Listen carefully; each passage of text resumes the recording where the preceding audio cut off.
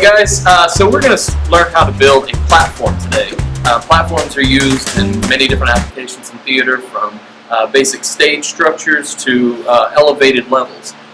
You can variate the size and the shape and figure out whatever configuration you want, but generally we start with a 4x8, which is 4 foot by 8 foot. And if you look at any one of these tables around here, they are all 4 by 8. So we're basically going to learn how to build some of these, but with a little bit thicker wood. So, ready to get started? Let's do it. Alright, so the first thing you'll need is a carpenter square. Yes, it looks like a big L, right? You'll find it hanging up in the tool room. Second thing you'll need, one speed square. I know, it looks like a triangle, but it's a square that runs really fast. I'm even cracking up my camera woman, excuse me. Alright, next thing you'll need is a chalk line, right? Some of you have played with this, but you'll learn it if you have not. Right? And then you'll need one metric tape measure. That's right, a metric tape measure. We're moving all the metric this year, remember that. And you'll need one of these, right? You can use a pencil or a permanent marker, Sharpie. I like these, and you'll probably like these too, but these might not be available all the time. This will always be there. Either one's fine. Then, one pilot bit, okay? This is an 1/8 inch thick.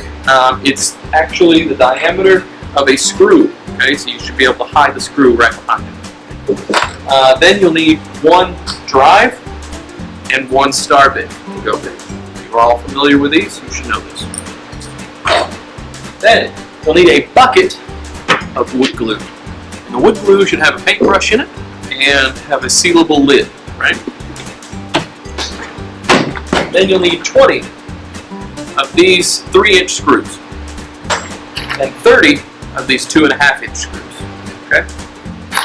Next, 2 quick grip clamps. Right, they're used to grip onto something real fast.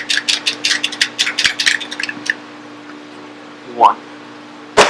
Then I prefer 2 drills, but you might not have them available, so 1 will do just fine. As for materials, you will need 5. I know there are only 2 here. The other 3 are over there. You will need 5 or 4.5, truly, 2x4s, all right, or 38s by 88s if you're talking about metrics. And then you'll need 1 sheet of plywood. You probably won't be able to see this because it looks like a table, but this is a sheet of plywood. All right, it's thick, it's heavy. You will need more than 1 person to move it. Ready for the next step? Let's do it. Okay, so we have 2 of those original 4.5 2x4s, and what we're going to do is make sure that they're flush on one end. Okay? The way to do that is tapping on both of them with the edge of your speed square. Okay, just make sure that they're flush, meaning that they're put together, and neither one is further than the other. If you do that to one end, the other end will be the same. Then use your quick grips. Place your quick grip over the top. You're going to pull them together tight like this. If you don't have quick grips, your screws will work just fine. So you can grab one of these 3-inch screws or 2.5-inch even, and drill a couple down the sides, and it'll hold the boards together. Right? It's important that they're together and they're flush because you're going to put measurements on them. Right? In fact, I'm going to move this quick grip down at the end so it doesn't get in my way later. All right. With your metric tape measure and your marking apparatus of either sort, you're going to place your tape measure on one end, and you're going to mark 61 inches, or 61 centimeters, excuse me. Then you're going to do 122 and 183. Okay? You have those marks, use your speed square. Speed square has this little T shape on one side. That's to go on the edge of your board, and then you have a straight 90-degree angle to draw with. So I'll line this up, just like so. If I push this way, it doesn't go that way because the lip is on the side of the board. Okay? And then draw a straight line. Draw a little C. That C stands for center. And this is kind of a universal language that if you were working with any framer, they would know that's where the center is, and we'll get to that later. And then flip your board over, and then we're going to draw a line lined up with that. Just the same way. We're using the pilot bit and your drill, of course. So we have these lines on our boards, and we're going to drill 2 holes in each line, lined up with each other, centered up on the board about 4 centimeters apart from each other. Okay? It does not have to be precise, but it needs to be pretty close. We don't want it on the edge of the board, and we don't want it in the middle because we're putting 2 holes. So I'm going to guess this one goes about right here. And you want to drill all the way through both boards. And about 4 centimeters there. Notice that it looks pretty centered.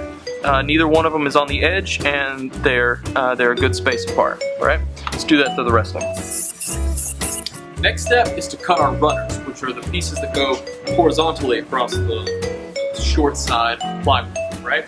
So we're going to use these 2x4s or the 2.5 other ones that you didn't use earlier. So we're going to measure.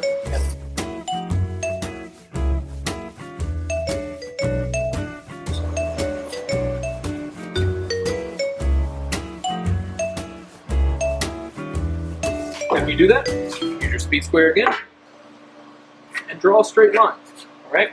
But this time, to the left, or maybe to the right if you're left-handed pulling from that side, put a little X. Okay, so now we're here with our chop saw. First come up to it, you want to make sure that there's no angle on it. So we're right at 0, that's perfect. So we're going to be cutting 90-degree angles, and there's no bevel to it. The blade's not tilted either way, and I can see that it's right on 0, so it's perfect. Then you want to make sure there's electricity. Sounds like there's electricity. Then, the most important steps. And hearing protection! Got it? Good. I don't want to see anybody without these or these. And no, 4 eyes, that doesn't count.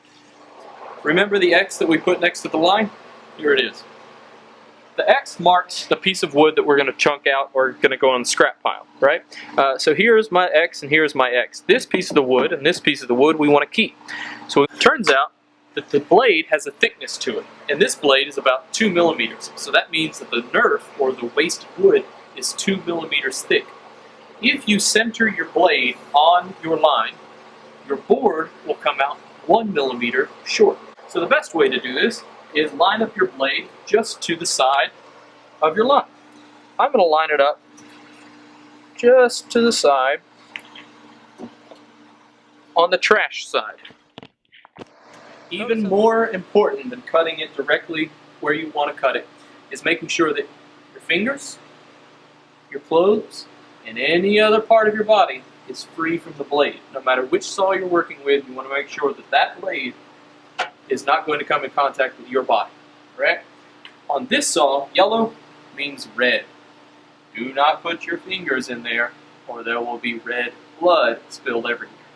Don't do that. All right, I'm going to press this board against this fence firmly, all right? Don't be afraid to have your hand close, just not in the blade's path. Push firmly and get the blade spinning. Once the blade spins, you're not going to be able to hear me, so don't worry about it. But notice how I get the blade spinning before I bring it down on the wood. You ready? Watch.